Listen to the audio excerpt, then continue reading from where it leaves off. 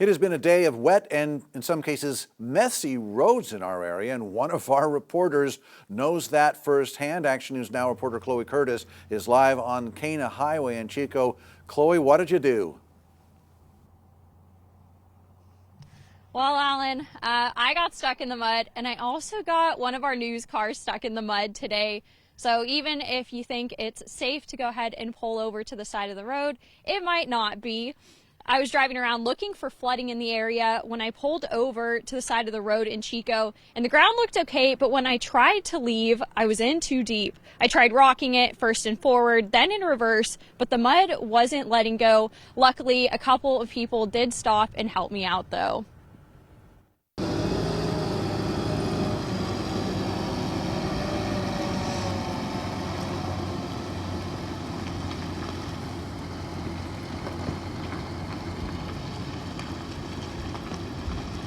That's Chris and Tom, who were nice enough to pull over and help. They were actually on their way to tow Tom's truck out of the mud just a few miles away. I followed them over to see how it went, but they were having more trouble getting their truck out than I did my car.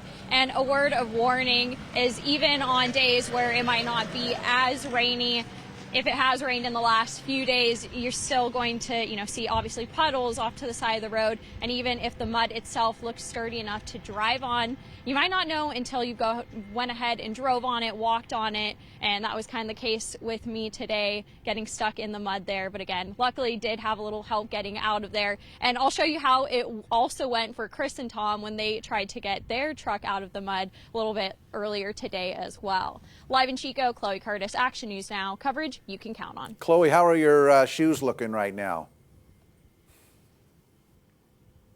They are not looking very good. So also, if you can, you might want to carry, an extra bag with you, extra clothes and shoes, because I know my boots today are absolutely covered in mud. So are my pants, and you don't even want to see the driver's side of our news car right now. So you are a dedicated reporter. Thanks, Chloe.